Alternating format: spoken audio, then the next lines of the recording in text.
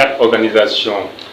Bien sûr, je veux nommer l'Institut sud-africain pour les affaires internationales, le Programme des Nations Unies pour le développement, l'Agence de développement de l'Union africaine, NEPAD, et Africatalis, qui est un cabinet sénégalais. Nous avons co-organisé cet événement, cette conférence, qui consiste vraiment à discuter les voies et moyens de renforcer la voix des pays africains au sein du G20. Comme vous le savez, en cette année, l'Afrique du Sud assume la présidence du G20.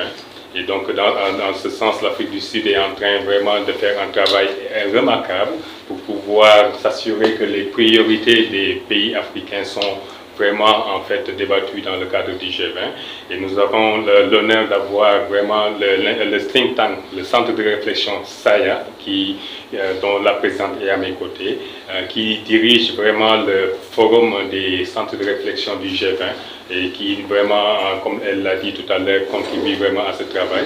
Et bien sûr, vous pouvez aussi savoir que le PNUD joue un rôle extrêmement important dans la coordination des pays africains, en tout cas pour s'assurer également qu'ils ont l'assistance dont ils ont besoin pour pouvoir aussi faire passer leur message au niveau du G20. Donc vraiment, c'est la raison pour laquelle nous sommes là.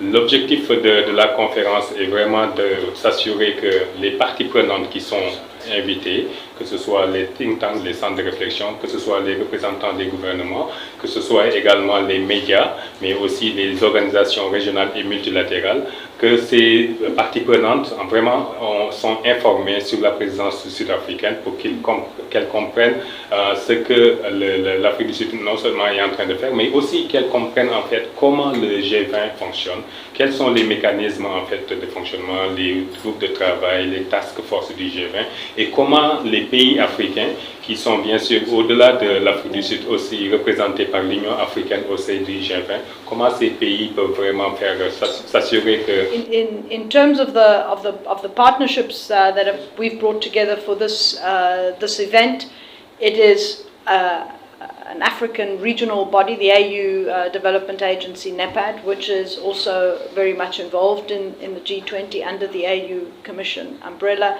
It's the UNDP that is also providing support and resources to South Africa and does with the G20 more generally. I think in various years, I know the similar thing was similar support was provided to Brazil. And of course, Africatalis, an important partner organization in Senegal, dealing with matters of global economic governance. I think the 4 partners together and the synergies that they bring, I think, has been really valuable for being able to have such a discussion on matters of international financial affairs, the reform of the global multilateral system, and so on. And of course, we need to amplify the discussions that are happening on these issues. So it's not just about South Africa and the AU Commission. We shouldn't just be having these conversations in South Africa. We shouldn't just be having these conversations in Addis Ababa. We need to be broadening the debate, and not just in this year that South Africa is chairing the G20, but in subsequent years, because these issues are not solved in 1 year. They're not. They're a process. You build. You take the start of, say, the reform of the multilateral development banks, which was started in 2021, and every year the respective presidencies build up. And we as a continent as a whole really have to be familiar and engaged with the issues so that we can not just put things on the agenda, but actually drive the outcomes of these agendas. Nous avons voulu organiser cette conférence avec nos partenaires pour vraiment essayer de réfléchir, encore une fois, sur les priorités de l'Afrique dans cette conversation très importante au sein du G20. Comme vous le savez, nous arrivons au terme de la présidence sud-africaine du G20, et ce qui a vraiment été une opportunité très importante pour essayer de montrer quels étaient les défis et les priorités de l'Afrique dans ces conversations internationales. Mais comme on l'a dit, en fait, cette conversation ne s'arrête pas ici. Et il nous paraît vraiment très important que les gouvernements africains continuent à travailler ensemble, à se coordonner, et vraiment pour faire un plaidoyer commun sur les problématiques rencontrées en Afrique. Et de faire en sorte que les membres du G20 continuent à prendre ces priorités en compte dans leurs conversations et surtout dans leurs décisions. Et je voudrais que ça va même au-delà du G20.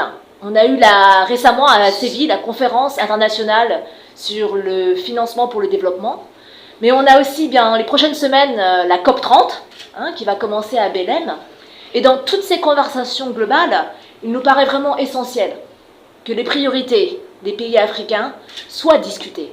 Nous le savons tous, la plupart des pays africains, dont le Sénégal, rencontrent des défis très importants en termes de dette, en termes de financement du développement. Et il faut absolument que nous mettions ces questions sur la table et essayer de trouver des solutions pour les pays africains. La dette, nous le savons, coûte cher et elle coûte particulièrement cher pour les pays africains. Donc nous le savons même au Sénégal, nous avons un problème important d'endettement public. Donc comment est-ce qu'on peut trouver des solutions justement pour essayer de résoudre cette question qui est vraiment un frein au développement des pays africains? On ne va pas résoudre tout en 2 jours, mais au moins on va essayer de trouver des pistes et vraiment d'identifier des priorités parmi les priorités, des solutions concrètes qui puissent ensuite être priorisées dans les discussions dans les prochaines semaines. Nous allons avoir la déclaration présidentielle du G20 à la fin du mois de novembre, et donc de continuer à faire un plaidoyer commun pour essayer d'inclure justement les... Juste ajouter en fait qu'en ce moment c'est l'Afrique du Sud qui occupe et qui assume la présidence du G20 et cette présidence n'est pas encore terminée.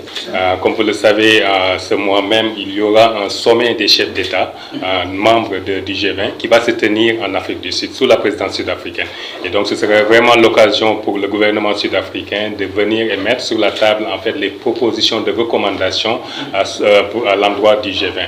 Et donc je pense que cette conférence régionale qu'on est en train d'avoir avec nos partenaires sud-africains, avec le PNUD et avec le Népal, permet aussi de recueillir en fait les perspectives des différentes parties prenantes pour que en fait nos partenaires sud-africains puissent aussi partager ça avec la présidence sud-africaine du G20 pour que lors de ce sommet qu'on puisse vraiment véhiculer ces priorités. Et ces priorités sont vraiment assez diverses. Il y a vraiment des discussions qui sont en train d'être, en tout cas, qui se tiennent au niveau du G20 sur des problématiques vraiment essentielles pour l'Afrique. Notre collègue des Nations Unies, en fait du PNUD, a parlé bien sûr de la question de la dette. Il y a également la question du coût du capital. Il y a également la question des financements verts et financements climatiques. Il y a aussi vraiment d'autres questions sur les minéraux critiques, etc. Donc tout ça, ce sont des questions que la présidence sud-africaine du G20 pense que sont extrêmement importantes pour que le G20 puisse prendre des décisions dans ce sens. Just want to add one other point that of course when the United States takes over next year, the way in which the G20 works is with the Troika system. So South Africa will still be part of the Troika. The Troika is the outgoing presidency of the G20, the incoming and then the future. So this year, in 2025, the Troika is Brazil, South Africa and the United States. Next year it will be South Africa, the United States and the United Kingdom. We're hoping that proper use and effective use of the Troika system may enable some of these dialogues and conversations and priorities to continue. Clearly the US has particular priorities that it wishes to put on the table. A lot of it has to do with finance and modernization. I think we might see some walking back of financial regulations that have been global financial regulations that have been very much part of the G20 agenda since 2008. But I think there is also a real interest in discussing energy. In the South African G20, we've been talking about just energy transitions. I think the American presidency will focus more on sort of being able to create accessible and affordable energy regardless of what that energy might be. but South Africa will be part of the Troika. So I think that's important in terms of continuing from previous presidencies, the priorities that have been on the table. Certain policy positions that South Africa might advocate on a particular thing, say on just energy transitions, because of our very particular energy composition, may not be what works for another African country. So you also have to recognize that certainly some solutions have to be country-based and in the context of a country. But there are other global challenges that really require a global framework that impacts every country. So if we look at the issue of debt, for example, if you look at the common framework on debt treatment, which came out of the G20 at the end of 2020, and is intended to help in large part African countries in debt distress manage their debt more effectively. Now, while every single country that has gone through that process has had addressed it in a different way, it operates within a particular global framework. And I think that's the issue. When we're talking, for example, about the cost of capital, South Africa has fairly developed, for example, capital markets. Other African countries do not have. The way in which we are dealing with or have to engage on the cost of capital debate is probably a little different from, say, a country, a country like Malawi or a country like, Togo or whatever. But there is a global framework that sometimes creates and makes it much more difficult, regardless of your specificities, to actually be able to mobilize capital on the market. The issue here specifically is what are the methodologies that credit rating agencies use?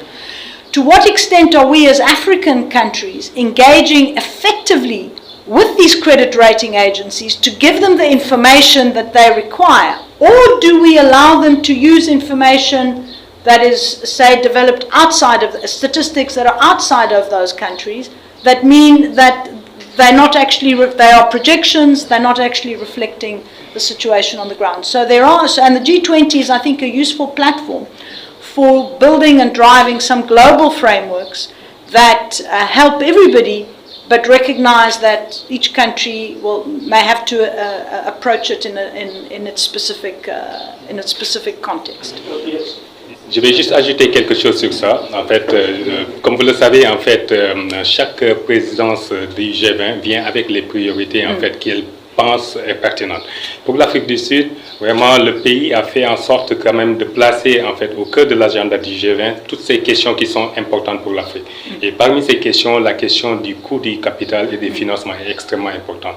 Lorsque nos pays font face à des coûts d'endettement, en tout cas, à un endettement cher, ça fait qu'ils sont moins en mesure de satisfaire leurs priorités et leurs besoins en infrastructure, en investissements sociaux, dans l'éducation, dans la santé.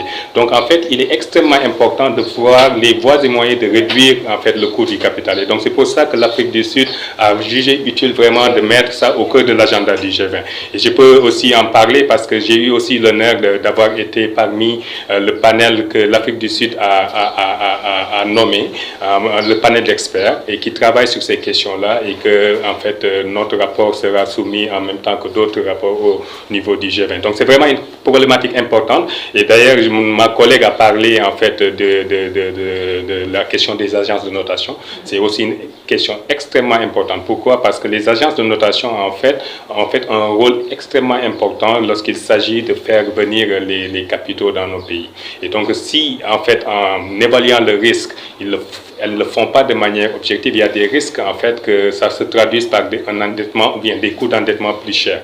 Donc je pense que cette question est vraiment aussi prise en compte avec le PNUD aussi. Nous, au niveau de notre cabinet Africatalis, nous avons une initiative conjointe avec le PNUD qui consiste à renforcer les capacités de nos pays en ce qui concerne vraiment les agences de notation. Donc c'est pour dire que vraiment ce sont des questions importantes que l'Afrique du Sud a jugé utile de mettre sur la table du G20 et qui, comme vous le savez, c'est vraiment l'entité au niveau international qui s'occupe des questions financières et économiques internationales qui ont des incidences et des implications pour nos pays en Afrique et au-delà.